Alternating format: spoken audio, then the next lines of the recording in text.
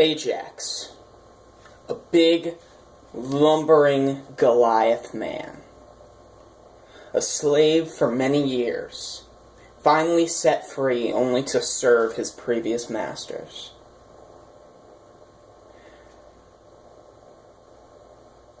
Geston, a small man, to be sure. A halfling or a gnome, no one really cares.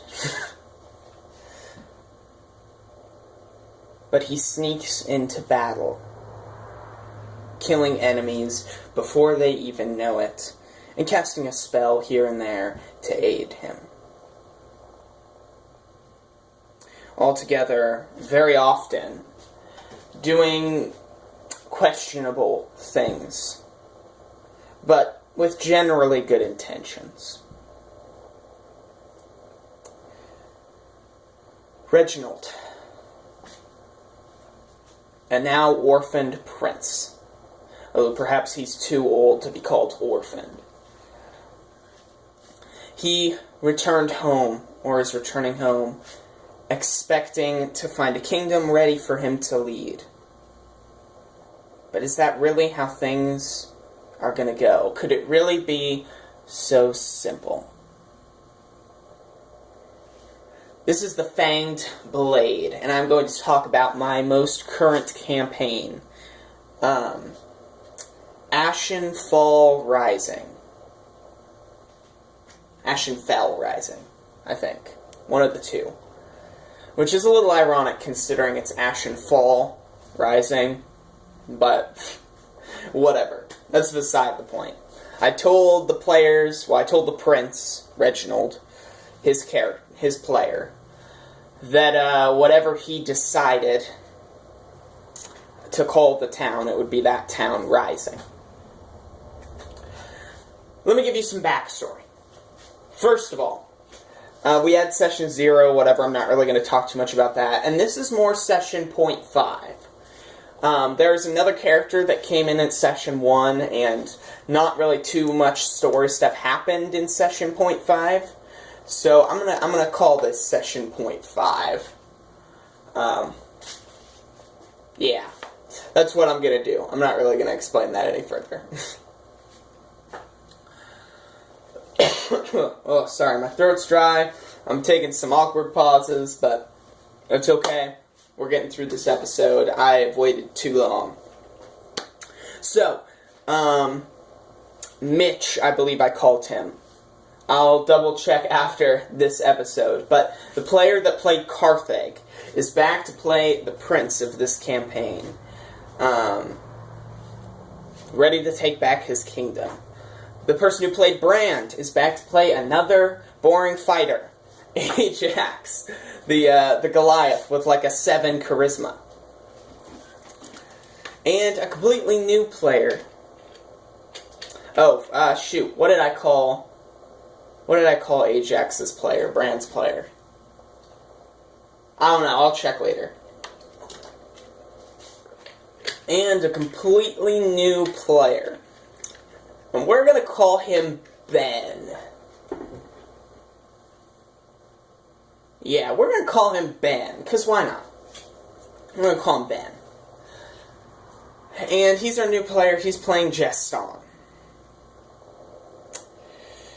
So, first of all, in session 0, the one thing I'm going to say, I talked to him a little bit about the campaign. And I told him that it's basically going to be about, the first part's going to be about reclaiming this town. And, you know, as time goes on, it's going to be more about, you know, just making this town great again, saving this town from various perils, whatever, blah, blah, blah. And I told him, whoever's going to be the prince, and I will make him an NPC if none of you want to be him, but whoever's going to play the prince is going to do a lot of stuff with me outside of the game. A lot of, you know, building the town, stuff like that. Ugh. Now that I've gotten that out of the way, they are, a little more on the characters. First of all, we're using a system very close to 3.5. It's based completely off 3.5, but is a classless system. It uses basically an XP buy to get all sorts of class features and stuff. So Ajax is pretty much just playing a fighter. I think his saves are a little worse than most fighters. Got like a 20 strength because he's a Goliath. Jeston's playing a rogue spell sword. And spell sword is just another type of spell casting I added in there because it's a class I'm adding to 3.5. I will give credit where credit is due. It wasn't actually my idea. A friend of mine, who I guess I'm not going to name, so that was kind of pointless, but whatever, came up with it. And then finally we have Reginald, which is mostly a druid. I think he's a little bit more combat heavy than most druids, as was Jeston. They all had quite a few hit points, mostly maxed out. But yeah, Reginald was mostly a druid. I think he's planning to give some more like paladin-y stuff, but I'm not really sure. But the reason he was gone in the first place was to do like this druid-y mission or whatever. He went to go find himself, whatever, nature magic, blah blah blah. And with them are 2 bodyguards. Because right in the middle of the session I realized, hey, wouldn't this guy have bad bodyguards? So we quick made up Edward and Celine. And for most of the other people, I'm just doing normal 3.5 stuff. The XP classless is slightly stronger than 3.5, but it's pretty balanced. So I'm just making most of the rest of the characters normal. So Edward was a 2nd level warrior, and Celine is a 2nd level fighter, I believe. So, now to the story. They're walking down the road. They're only a couple days away now. And most of it was just kind of some roleplay and combat, a little bit of chunky salsa. It wasn't a great session because they kind of just threw it at me with no warning. And then I decided to run it because they wanted it, pretty much. So, you know, they're walking down the road. They meet up with these bandits in these red cloaks. Oh, sorry. Something weird's going on with my chest. Ugh. But they meet up with these bandits in these red cloaks. And they say something about, like, stealing their money, whatever. And then combat breaks out. And, oh, man. These bandits, these poor bandits get shredded. There were, like, 10 bandits. But they were, like, half-level rogues. Like, they have a D6 of hit points, maybe a D4, I can't even remember. They have, like, a D3 sneak attack. I basically even classed down the rogues a little bit more. And, like, +1 to hit, +2 to hit, +0 to hit. I don't remember what I gave them. I think I gave them +1. But there were tons of them. 10, I think, 8, something like that. But they made chunky salsa. Not even that chunky. Of these guys. Celine and Edward cut through them. I'm going to do my best to remember exactly what happened. It has been about a month. But Edward and Celine were just chopping through them. Jeston actually was the only character to not kill one in one hit. I think there was 2 times where he stabbed one and it didn't kill him. Because he's a halfling or a gnome, I can't even remember. With a dagger. So he's doing like a D3 plus nothing if he can't get a sneak attack. So this poor guy, yuck! It's terrible. And he's a spell sword, and spell swords get wizard spells like bards do, and they can cast in increasingly heavy armor. So he's got 2 0-level spells. So it's not like, it's only barely better for him to throw like an acid splash for a D3. The only thing that's better about it is it's a touch attack and it's range, but if you can get a sneak attack off, that's way better.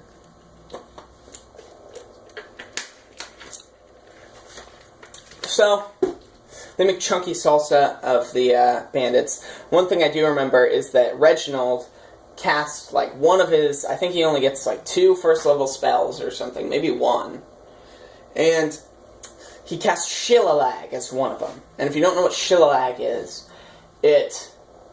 I can't remember exactly, but it basically takes your, like, quarterstaff or your club, makes it deal damage as something 2 sizes larger. So if that's a club, I believe it's going to be doing, either. If it's a club or a quarterstaff, it's going to be doing 2d6 damage. And I believe it gives you like a +1, and it makes it like a +1 weapon. So this thing, so he casts that, whatever. But he doesn't even really get a chance to use it. By the time he gets it off, because there was a surprise round, and some of the characters got to go. So by the time everything settled, and it was his turn, there were like 2 bandits, and they were running away pooping themselves. Maybe 3, I can't remember. So they're all chasing him, and they chase him, and I don't remember exactly what they said. Again, this is going to be a little bit like the past campaign I was talking about. It's going to be a little bit fragmented, but as we get to... I'm going to start doing these episodes like right after, a day after I do the session, so it'll be a little bit better come that time. But the point is they catch him, and they beat him up, and they kill him, and they try to get information out of him, but it doesn't really work. And they collect, like, the gold piece worth of change they find, and some daggers, and I think they take an amulet or 2, because they all have these amulets of this odd shape. If I remember correctly, it looks kind of like 2 triangles with their points, 2 symmetrical, what are they, equilateral triangles? Anyway, like, all the sides are exactly the same length. I think they were all the same length. Anyway, with their points touching. One of their points touching. So if you can picture that in your head, good. If you can't, whatever. It was a symbol. It was a metal amulet. So they took that. Maybe they thought that they could, disguise themselves as these bandits, whatever. The point is they took them. They're walking down the road. Oh! Almost forgot to mention, Reginald's animal companion, a wolf, was the main person to take out the bandits. He chased them. He, ripped out his neck. Just a side note. Again, I'll get a little more descriptive with this as I remember it better, as we get closer to what's actually going on now. But, he killed them. Whatever. So they move on, and they find these kobolds that they didn't have to fight. It wasn't even supposed to be a combat encounter. But there were about, 6 first-level kobold warriors, and a kobold named Malefic's. And Malefic's was a first-level wizard, but he had a certain blessing on him that gave him +2 maximum HP, and if we ever get there, that will make sense in a long time why he got that. But he had +2 to his HP, +3 because he had a toad familiar. You get maximum at first level, and he had like a +1 or +2 con. He ended up with 2 digits of hit points, even though wizards get a D4. So pretty hefty dude, and a lot of his magic was abjuration. So he cast like mage armor and shield as his warriors pecked away at him, and he had an AC of like 21, 19, something like that. Very good for a wizard. But the problem is he was out of tricks at that point. Except this little crossbow he had, hand crossbow, that when shot would do it needed to hit touch AC, and it would do a D4 acid. Not great, better than his cantrips, though. So, shot that a couple times. Now, the problem is, the big problem all the enemies were facing is Ajax. Because Ajax had like 14 or 15 hit points. I think 15 hit points at level 1. A decently high AC of like, I don't know, it was like 16, 15, something like that. And a great axe with a 20 strength. So he would run up there, have a +7 to hit, and then do a d12 +7. And if you don't know, just to tack it all on, if you do more than half someone's hit points in 3.5 ed, you have to make a fortitude save. I think it's DC 10 plus how much damage over half they took. So he runs up there, and even if he did... Oh, sorry. I just hit myself in the balls by accident. Oh, that's unfortunate. Oh, God. Oh, that sucks. And on camera, too. Shoot. Oh, my gosh. Give me just a second. I wish I could cut that out of the video, but I do not know how. Okay. That was just dumb. Oh, Shoney Christmas.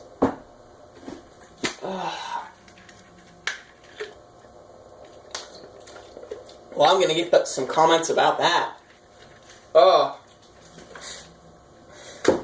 Okay, so the thing about that is that even if Ajax did minimum damage, let's say this guy had 11 hit points, which I think he only had 10, but let's say he had 11, he'd still need to make like a DC 12 fortitude save or die. Fall to 0 hit points, but he's an NPC, so he pretty much just dies. So Ajax walked up, and the abjuration magic kept him for a while. In fact, I think long enough for someone else to hit him once. And then Ajax went, whoa! Broke through the magical barriers and split him in half. Woo! Go Ajax. Just whooshing! There goes Malefic's. And they leave. They leave the kobold bodies. I think they burned the bandits, but I don't think they burned the kobolds. They took a few random things from them. They found a little bit of change on them as well. And I think something else small might have happened, but they get there is the point. Because I don't really remember session point 5. It wasn't all that important until we get to here. Because Reginald is very racist against kobolds. That's one of his things. His father was very racist towards a lot of races, but specifically kobolds. And he inherited the racism, at least to kobolds. They go into town, and they see a man in a similar red cloak with a similar amulet, and he walks up and says, "Oh, Lady shoot, what was her name? Hermia? I'm going to say Hermia. I'll get the right names next session. I just really wanted to get this video out, so it's a little bit splayed together. But Lady Hermia really wants to meet with you." And they're like, "Okay, sure. Whatever." So they go, and they have to climb over this odd 10-foot-high dirt wall that's just kind of there. And it's this packed-in dirt wall with no entrance. Very strange. And they see all these red-cloaked figures, and this kind of splayed together... Oh, shoot. I almost forgot. They're walking into town, and they find that all of the buildings, this huge town, is destroyed, wrecked. And all the buildings have a consistency of glass. So they might kick one of the buildings, and it smashes, and there's all these glass shards. That was awkward. Glass shards that are really like, but they look identical to wood. So just very strange. And so the only buildings they see are these couple of buildings, maybe like 6, 7, 8, that are made from just random pieces of wood, you know, not even all the same kind of wood, and just kind of nailed together haphazardly to make buildings. And it's the same kind of thing with this mansion. It's pretty big, but it's all just random pieces of wood and such.